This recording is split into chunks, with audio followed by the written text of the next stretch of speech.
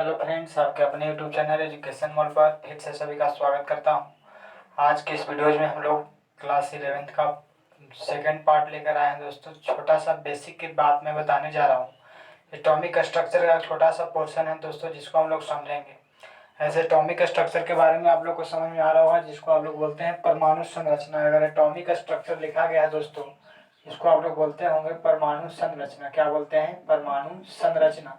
तो atomic structure को हम लोग बोलते हैं परमाणु संरचना। तो कहने का अभिप्राय है कि चैप्टर में हम लोग को एटम के बारे में पढ़ना होगा दोस्तों। तो एटम से संबंधित हम लोग बहुत सारी बातें करेंगे, लेकिन हम लोग छोटा सा बेसिक आइडिया लेते हैं एटम के बारे में। तो आपको एटम के बारे में आपको पहले यह समझना है, क्योंकि एटम से बना है एटॉमिक, एटम से ही बना है हम लोग क्या दोस्तों? एटॉमिक। तो जब एटम से एटॉमिक बना है तो हम लोग एटम के बारे में जब आइडिया लेते हैं तो एटम है क्या, जब तक एटम के बारे में हम लोग को जानकारी नहीं मिलेगी, जब तक हम लोग बोले हैं कि एटॉमिक स्ट्रक्चर के बारे में कुछ बढ़िया समझने लायक नहीं रहेंगे। तो हम लोग एटम के बारे में पहले समझे दोस्तों। तो एटम के बारे में समझते हैं। तो पहले तो आपको लिखा गया है दोस्तों, जो एटम अगर बोला जाए तो एटम के बारे में कहा जाता है कि हम लोग को एटम दो शब्द से बना है। एटम कितने शब्द से बना है? दो शब्द से बना है।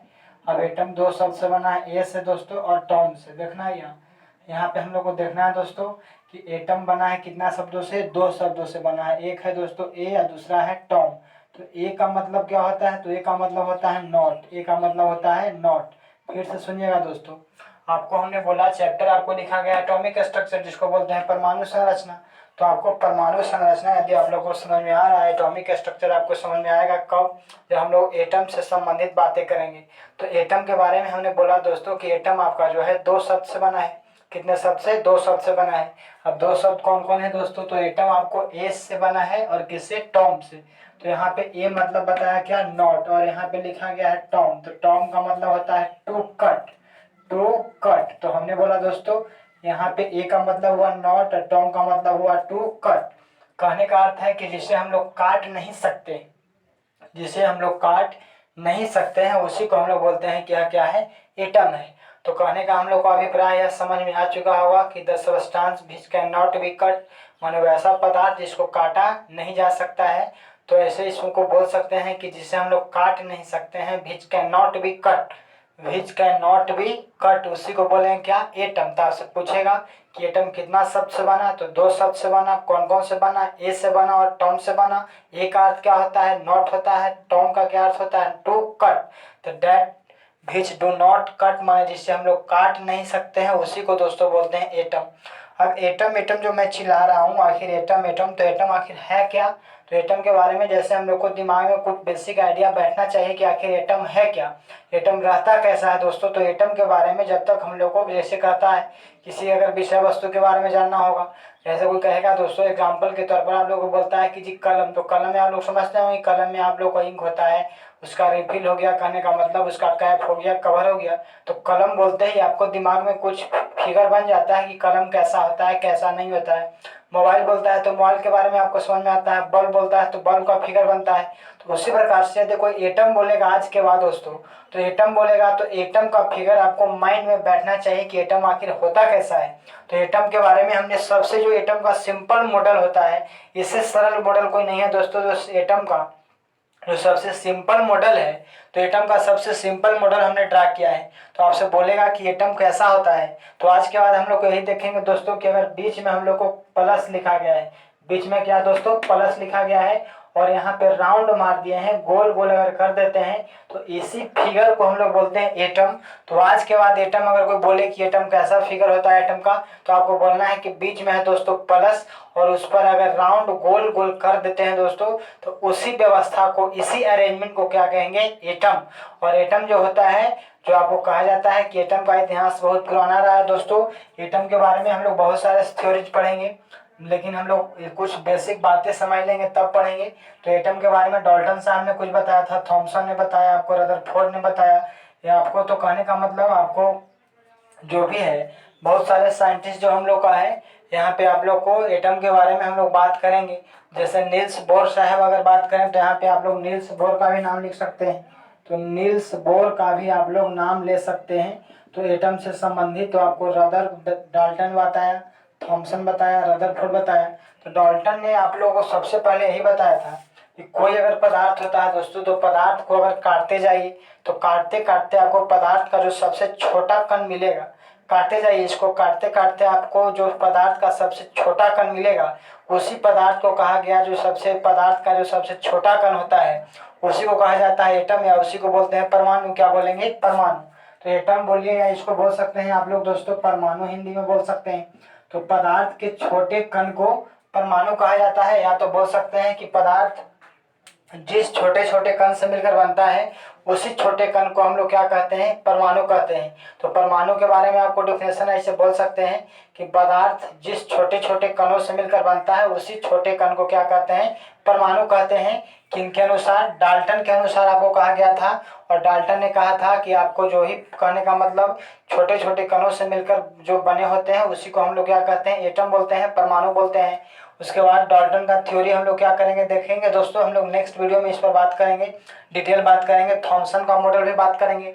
थॉमसन ने भी एटम के बारे में बताया था, तरबूज मॉडल दिया था कि आप लोग जैसे कहा था कि जिस प्रकार से तरबूज में क्या होता है दोस्तों, कि आपको तरबूज में बीज होता है, मांसल भाग होता है, तो गुद्देदार भाग होता है, और उसके बीच बीच में कहीं कहीं आपको क्या होता है?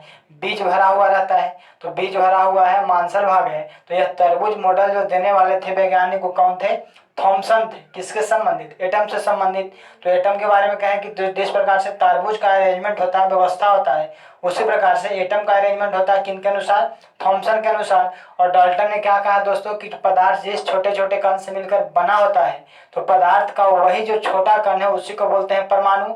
और इन्होंने कहा था, डाल्टन ने, परमाणु के बारे में, कि जो कहने का मतलब यह परमाणु है जो आपको अविभाज्य है, इसको और छोटे छोटे टुकड़ों में बांट नहीं सकते हैं। लेकिन डाल्टन ने, थॉमसन ने इलेक्ट्रॉन का खोज किया था दोस्तों। तो इलेक्ट्रॉन का खोज किया तो कहा था कि हम लोग डाल्टन के जो द्वारा कही गई बात हो गलत ठहरा दिया गया। और उसके बाद रदरफोर्ड इस पर एक्सपेरिमेंट करते हैं, नील्स बोर करते हैं। तो आपको पहले तो एटम के बारे में समझ में आ गया कि बीच में प्लस है, उसको बोलते हैं न्यूक्लियस, और ये गोल आपको जो दिखाई दे रहा है इसी को बोलते हैं सेल या ऑर्बिट या एनर्जी लेवल। तो न्यूक्लियस को आप लोग बोलते हैं दोस्तों नाभिक बोलते हैं। न्यूक्लियस को हिंदी में हम लोग बोलते हैं क्या? नाभिक। तो नाभिक आखिर है क्या? तो नाभिक के बारे में आपको समझ में आ रहा होगा कि जो एटम का जो सेंट्रल पोर्शन है, एटम का जो बीच वाला भाग है, एटम का क्या दोस्तों? बीच वाला। तो एटम का जो बीच वाला भाग है इसी को हम लोग बोलते हैं कि नाभिक है। और जो नाभिक हमारा है दोस्तों, तो नाभिक में हम लोग को दो कण पाया जाता है। एक कण का नाम है दोस्तों प्रोटॉन, और दूसरा कण का नाम है दोस्तों हम लोग का न्यूट्रॉन। तो पुनः मैं बोल रहा हूँ दोस्तों कि जो अभी हमारा एटम दिखाई पड़ रहा है, तो एटम का जो बीच वाला भाग है, एटम का बीच वाला जो भाग है इसी को बोलते हैं क्या? न्यूक्लियस, जिसको हम लोग हिंदी में बोलते हैं नाभिक। और नाभिक किसको बोलेंगे? एटम के बीच वाले भाग को बोलेंगे। और न्यूक्लियस में कौन कौन कण पाए जाते हैं? तो प्रोटॉन और न्यूट्रॉन पाए जाते हैं। तो आपको न्यूक्लियस में दो कण पाए जाते हैं, जिसका नाम है दोस्तों, एक का प्रोटॉन और दूसरा का नाम है दोस्तों न्यूट्रॉन। तो प्रोटॉन और न्यूट्रॉन आपको याद रखना है कि कहाँ पाया जाता है? तो न्यूक्लियस में पाया जाता है। और न्यूक्लियस से संबंधित हम लोग एक बात और ध्यान रखेंगे कि जो हमारा न्यूक्लियस है इसका साइज होता है दोस्तों 10⁻⁻15 मीटर। 10⁻⁻15 मीटर। तो आपसे ये पूछ सकता है कि नाभिक का आकार कितना होता है? तो 10⁻⁻15 मीटर होता है। और 10⁻⁻15 मीटर को ही, बोल रहा हूँ फिर से, कि 10⁻⁻15 मीटर को ही बोलते हैं हम लोग एक फर्मी बोलते हैं। क्या बोलते हैं? एक फर्मी। तो आपसे पूछा जाए कि एक फर्मी बराबर कितना होता है? तो 10⁻⁻15 मीटर। यह किसका साइज है दोस्तों? तो आपको न्यूक्लियस का आकार है, मतलब नाभिक का साइज है। और यदि हम लोग बात करें संपूर्ण, अगर एटम की बात करें, परमाणु की मैं बात करता हूं, तो परमाणु का जो आकार होता है वह होता है दोस्तों 10⁻⁻10 मीटर। और इसी को आप लोग बोलते होंगे एक एंगस्ट्रम। क्या बोलते हैं? एक एंगस्ट्रम। तो आपको यहाँ से दो सवाल बन सकता है कि आपको पूछा जाए कि नाभिक का आकार कितना होता है? तो 10⁻⁻15 मीटर होता है, और इसी को हम लोग नाम देते हैं वन फर्मी। यदि बोला जाए कि आपको परमाणु का आकार कितना होता है, तो 10⁻⁻10 मीटर होता है, और इसी को बोलते हैं वन एंगस्ट्रम के नाम से जानते हैं, वन एंगस्ट्रम। तो 10⁻⁻10 मीटर को हम लोग बोलते हैं दोस्तों वन एंगस्ट्रम। क्या बोलेंगे? One angstrom. तो आपको परमाणु का आकार आपको याद हो चुका होगा। परमाणु का यदि हम लोग को आकार पूछे दोस्तों, परमाणु का आकार यदि हम लोग से पूछता है, तो 10⁻⁻10 मीटर, जिसको हम लोग बोलते हैं वन एंगस्ट्रम। क्या बोलेंगे? 1 एंगस्ट्रम। आप लोग को देख रहे हैं दोस्तों कि जो परमाणु का जो अरेंजमेंट है, इसमें बीच वाला भाग को आपने नाभिक बोला, और जो बाहर वाला भाग है, कौन वाला, बाहर वाला, तो बाहरी जो भाग होता है परमाणु का, तो परमाणु का जो बाहरी भाग है जिसको आप लोग बोलते हैं आउटर पार्ट, क्या बोलते हैं, आउटर पार्ट। तो आउटर पार्ट को हम लोग बोलते हैं सेल या ऑर्बिट या एनर्जी लेवल।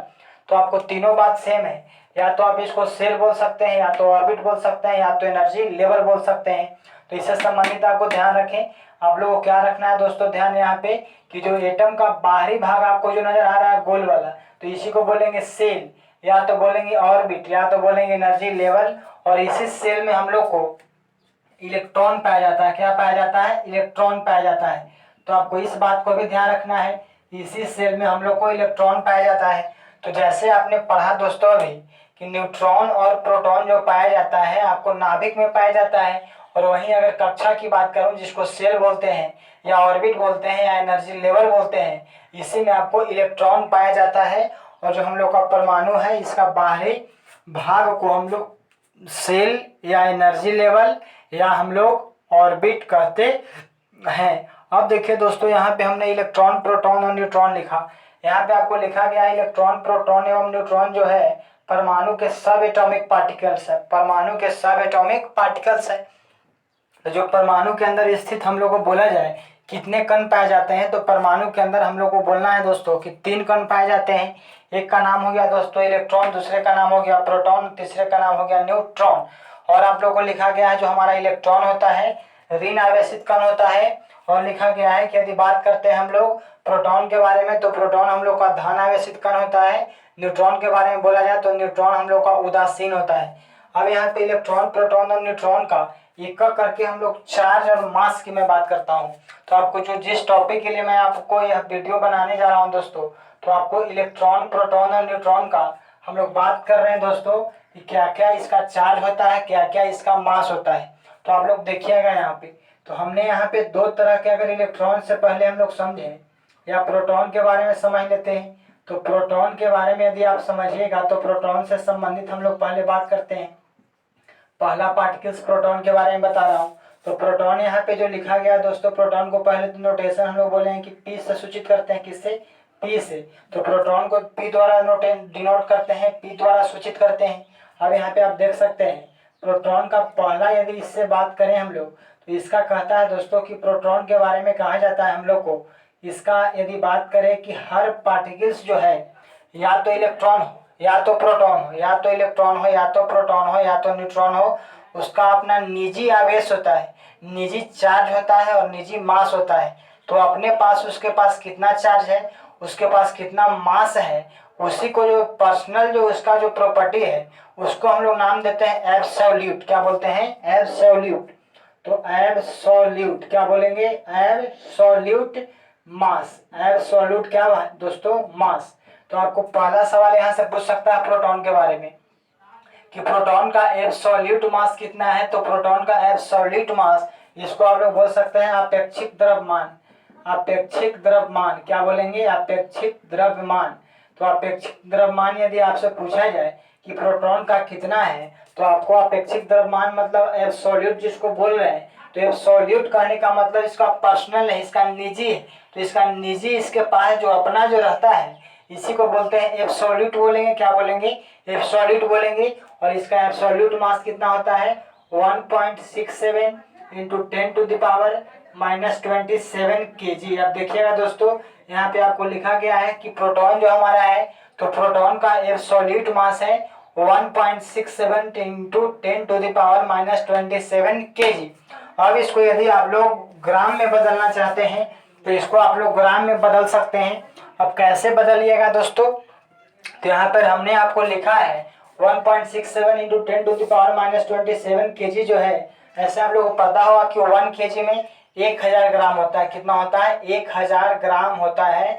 1 kg बराबर हम लोग को 1000 ग्राम होता है। तो आप यहाँ पे मैं बोल रहा हूँ कि यदि 1 kg की आप बात करते हैं तो 1 kg बराबर आप लोग लिखते हैं 1000 ग्राम। तो 1000 ग्राम आप लोग जो लिखें, इसको आप लोग लिख सकते हैं 10⁻³ ग्राम भी, ऐसे भी 1 kg बराबर। तो यहाँ से अगर 10⁻³ से गुना कीजिएगा तो इसको बदलने के लिए ग्राम में, तो 27 में से यदि आप लोग क्या करिएगा, 3 जब घटेगा, देख सकते हैं यहाँ 1.67 गुणे 10 के पावर -27 kg है। इसको ग्राम में बदलिएगा तो 10 के पावर 3 से क्या कीजिएगा, गुना कीजिएगा। तो यहाँ पे देख सकते हैं कि पावर, यहाँ बेस देख सकते हैं दोनों 10 है, यहाँ भी 10 है, दोनों का जब बेस सेम है तो पावर ऐड हो जाएगा।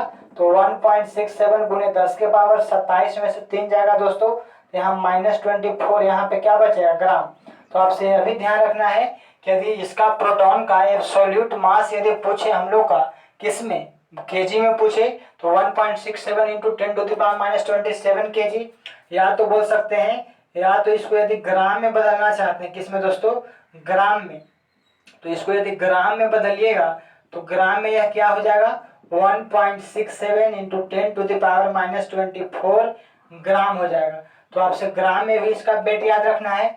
तो एब्सोल्यूट मास जिसको अपेक्षिक द्रव्यमान, तो अपेक्षिक द्रव्यमान क्या होता है, हर चीज का अपना अपना, जैसे आप लोग का कुछ पर्सनल चीज होता है, जो पर्सनल चीज आपके पास है उसी को बोलते हैं कि एब्सोल्यूट है, एब्सोल्यूट। तो एब्सोल्यूट मतलब जो पर्सनल चीज उसके पास क्या है। तो आपको प्रोटॉन का एब्सोल्यूट मास समझ में आ गया, 1.67 इंटू 10⁻27 kg। यदि इसको ग्राम में लिखिएगा तो 1.67 गुणे 10 के पावर -24 ग्राम। तो यहाँ पे आपको दोस्तों हम लोग प्रोटॉन का एब्सोल्यूट मास की बात किया। इसका यदि एब्सोल्यूट चार्ज की मैं बात करता हूँ, तो चार्ज और मास हम लोग बात कर रहे हैं, एब्सोल्यूट चार्ज, एब्सोल्यूट क्या दोस्तों, चार्ज। तो एब्सोल्यूट चार्ज को आप लोग बोल सकते हैं अपेक्षिक, क्या बोलिएगा, अपेक्षिक आवेश, अपेक्षिक क्या, आवेश। तो अपेक्षिक आवेश आप लोग, हम लोग इसको लिखते हैं, इसको आप लोग लिख सकते हैं दोस्तों plus 1.6 into 10⁻19 coulomb, 1.6 into 10⁻19 coulomb इसका जो है एब्सोल्यूट चार्ज है, जिसको अपेक्षिक आवेश बोलते हैं। तो एब्सोल्यूट हमने मतलब क्या बताया, जो इसका निजी चीज है इसी को बोलते हैं एब्सोल्यूट, जो इसका अपना है। तो प्रोटॉन का अपना एब्सोल्यूट मास हो गया 1.67 इंटू 10⁻27 kg, या ग्राम में बोलेगा तो 1.67 गुणे 10 के पावर -24 ग्राम। यदि इसका एब्सोल्यूट चार्ज पूछे, अपेक्षिक आवेश पूछे, तो प्लस 1.6 गुणे 10 के पावर -19 कूलम, क्योंकि आवेश जो हम लोग बात करते हैं, आवेश या तो प्लस होता है या तो क्या होता है, माइनस होता है। तो हमने प्लस लिखा, प्रोटॉन जो यहाँ पे लिखा गया था आपको कि प्रोटॉन जो है दोस्तों, प्रोटॉन हम लोग का धन आवेशित कण होता है, क्या होता है, धन आवेशित कण। इलेक्ट्रॉन की बात कीजिएगा तो ऋण आवेशित कण, न्यूट्रॉन की बात कीजिएगा तो उदासीन कण होता है। तो यहाँ पे हम लोग बात समझे प्रोटॉन का एब्सोल्यूट मास, एब्सोल्यूट चार्ज समझे। अब देखिए जब इसका कंपैरिजन किसी से कीजिएगा, यदि इसका आप कंपैरिजन करने के लिए जाइएगा दोस्तों, तो जब किसी चीज का किसी से कंपैरिजन किया जाता है तो उसी को बोलते हैं रिलेटिव, क्या बोलते हैं, रिलेटिव। तो आपसे बोला जाए कि रिलेटिव मतलब क्या समझे, तो हम लोग इसके बारे में रिलेटिव पढ़ेंगे दोस्तों, रिलेटिव इसका मास पढ़ेंगे, और हम लोग रिलेटिव इसका चार्ज पढ़ेंगे, रिलेटिव क्या पढ़ेंगे, चार्ज पढ़ेंगे। तो फिर से सुन लीजिए आप लोग। तो हमने बोला कि जब किसी पदार्थ को किसी पदार्थ से कंपैरिजन करने के लिए जाते हैं, इसका तुलना करने के लिए जाते हैं, तो उसी का नाम पड़ता है रिलेटिव। क्या नाम पड़ता है, रिलेटिव। अब जब रिलेटिव नाम पड़ता है दोस्तों, तो अब रिलेटिव क्या है जो आप लोग समझिएगा। इसको हम लोग बात करें दोस्तों यहाँ पे, तो रिलेटिव के बारे में हम लोग कहा जाता है कि रिलेटिव मास या रिलेटिव चार्ज आखिर निकालते कैसे हैं। तो इसके लिए आपको कहा जाता है कि जो भी एब्सोल्यूट चार्ज है, जो भी इसका एब्सोल्यूट चार्ज है, रिलेटिव अगर किसी चीज का निकालना है तो उसका एब्सोल्यूट जो भी निकालना है, मास निकालिए या तो चार्ज निकालिए। अगर हम लोग को मास निकालना है तो जिस पदार्थ का निकालना है उस पदार्थ का एब्सोल्यूट रख दीजिए, उस पदार्थ का एब्सोल्यूट रख दीजिए। तो उस पदार्थ का जो भी, कहने का मतलब एब्सोल्यूट रख दीजिएगा, चार्ज या मास। तो हम लोग रिलेटिव का फार्मूला लिखते हैं, इसको हम लोग रिलेटिव का फार्मूला क्या लिखते हैं दोस्तों, इसको हम लोग समझते हैं। कैसे समझेंगे, रिलेटिव,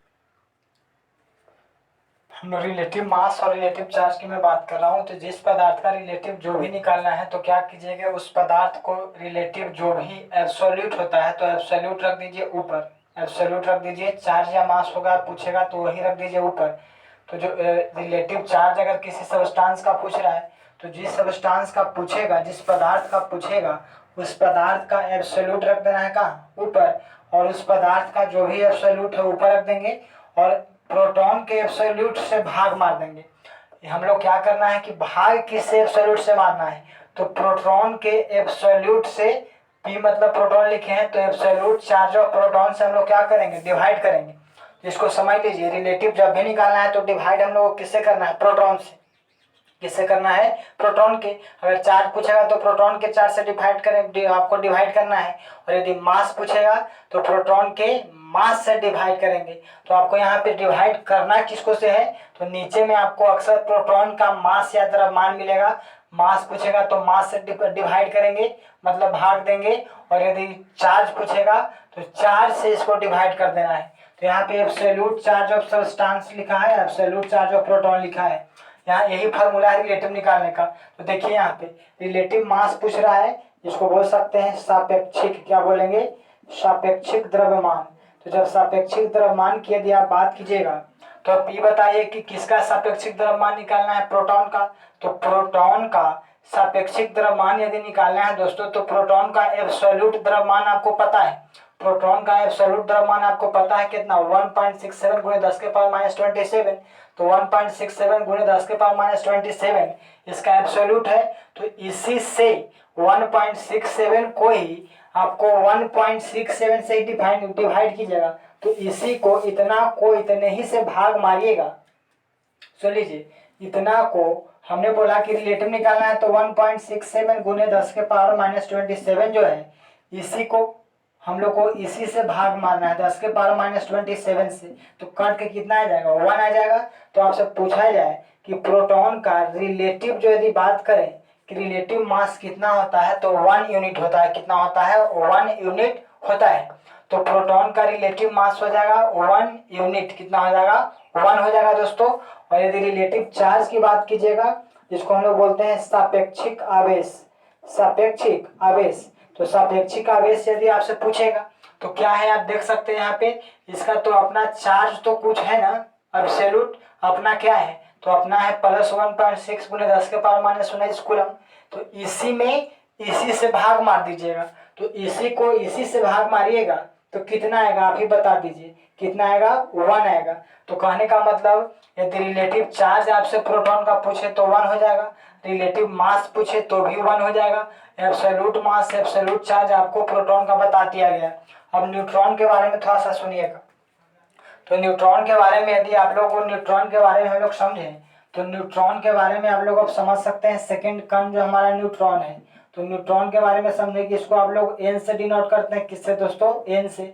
तो न्यूट्रॉन का हम लोग पहले पढ़ते हैं एब्सोल्यूट, इसका अपना तो कुछ होगा, तो इसका एब्सोल्यूट मास पढ़ते हैं। एब्सोल्यूट क्या पढ़ते हैं, मास। इसके बाद इसका क्या पढ़ेंगे, एब्सोल्यूट, एब्सोल्यूट चार्ज पढ़ेंगे। तो इसका जो अपना क्या है, तो अपना एब्सोल्यूट मास होगा और अपना एब्सोल्यूट क्या होगा, चार्ज होगा। तो इसका अपना एब्सोल्यूट मास कितना होता है, तो कहा जाता है कि जितना मास प्रोटॉन का होता है उतना ही मास न्यूट्रॉन का होता है। लेकिन प्रोटॉन से हल्का स्लाइटली बोल सकते हैं कि हल्का आपको न्यूट्रॉन का मास प्रोटॉन के मास से अधिक होता है।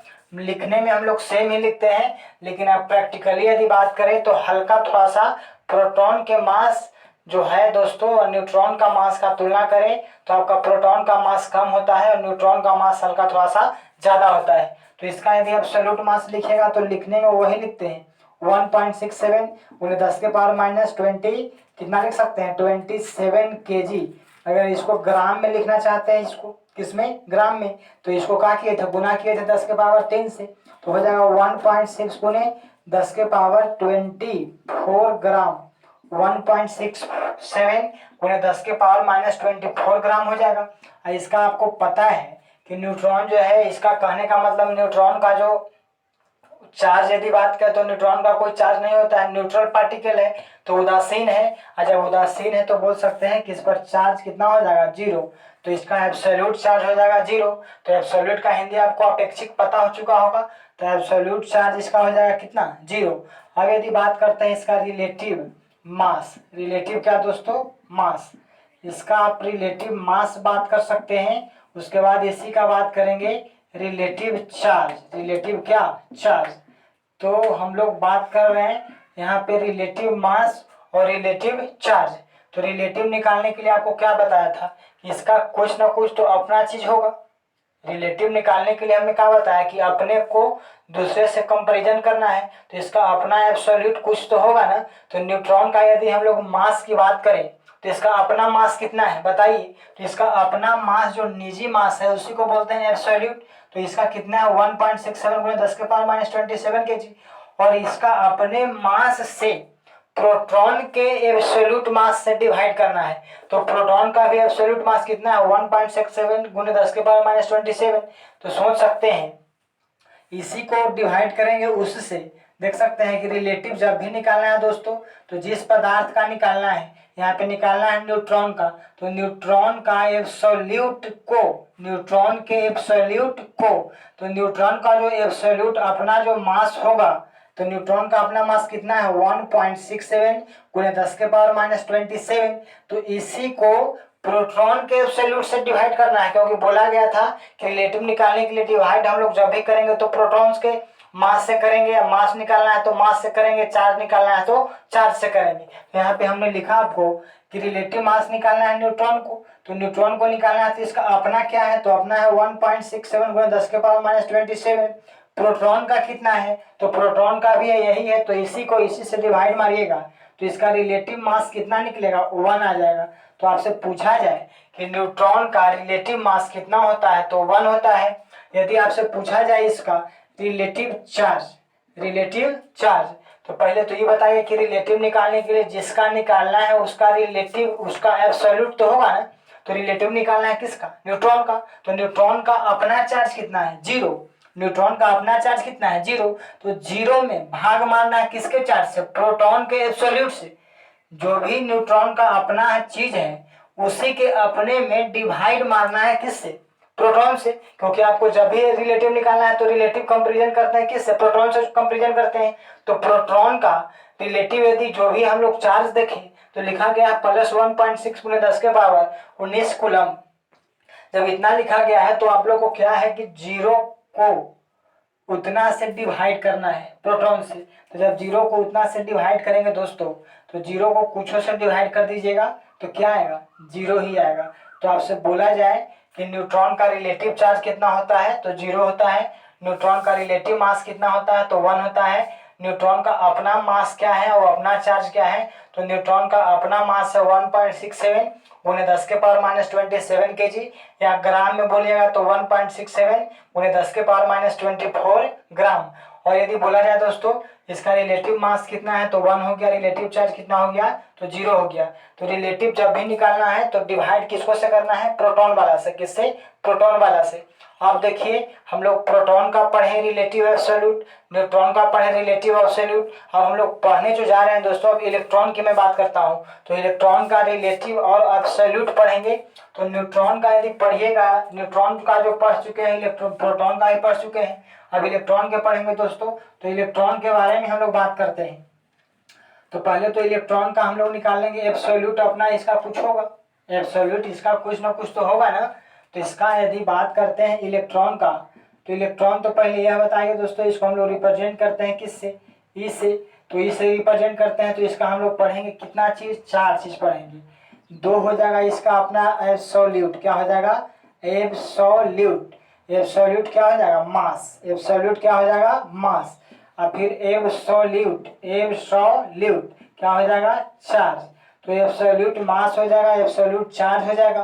और इसका रिलेटिव पढ़ेंगे, फिर रिलेटिव मास, और एक क्या पढ़ेंगे, रिलेटिव चार्ज। रिलेटिव चार्ज देखिएगा, तो हम लोग बोला दोस्तों कि इसका अपना मास होगा और अपना चार्ज होगा। इलेक्ट्रॉन का अपना मास होगा, अपना चार्ज होगा। तो इसका जो अपना मास है उसी को बोलेंगे एब्सोल्यूट, इसका जो अपना चार्ज है इसी को बोलेंगे एब्सोल्यूट। और जब कंपैरिजन करेंगे प्रोटॉन से, जब इसका कंपैरिजन करेंगे प्रोटॉन से, तो इसको बोलेंगे रिलेटिव मास। और रिलेटिव को अगर कहने का मतलब फिर चार्ज का कंपैरिजन करेंगे तो बोलेंगे रिलेटिव चार्ज।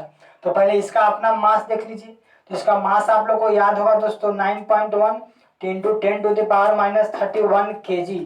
तो आपसे पूछा जाए कि इलेक्ट्रॉन का एब्सोल्यूट मास कितना है, तो इलेक्ट्रॉन का यदि एब्सोल्यूट मास पूछे तो 9.1 इंटू 10⁻³ kg होता है। 9.1 इंटू 10⁻³ kg होता है। अब इसका यदि बात करें एब्सोल्यूट चार्ज की, तो इलेक्ट्रॉन आप लोगों को पता है कि ऋण आवेशित कण है। कौन कण है? ऋण आवेशित कण है। तो इलेक्ट्रॉन के बारे में आपको जानकारी होना चाहिए कि इलेक्ट्रॉन जो हमारा है ऋण आवेशित कण है। तो इलेक्ट्रॉन का जो चार्ज होता है नेगेटिव में होता है 1.6 इंटू 10⁻⁻19 कूलम्ब। 1.6 into 10⁻⁻19 coulomb. और जो होता है चार्ज दोस्तों, प्रोटॉन का भी चार्ज सेम होता है, लेकिन कहने का मतलब इलेक्ट्रॉन का भी चार्ज सेम होता है। मान दोनों का समान है, मैग्नीट्यूड जिसको बोलते हैं, लेकिन इसका जो आपको बोल सकते हैं प्रकृति अलग अलग है। एक है प्लस तो दूसरा है माइनस। अब देखिए इसका हम लोग रिलेटिव चार्ज की मैं बात करने जा रहा हूँ और रिलेटिव मास की। तो पहले तो रिलेटिव माने क्या? इसका अपना।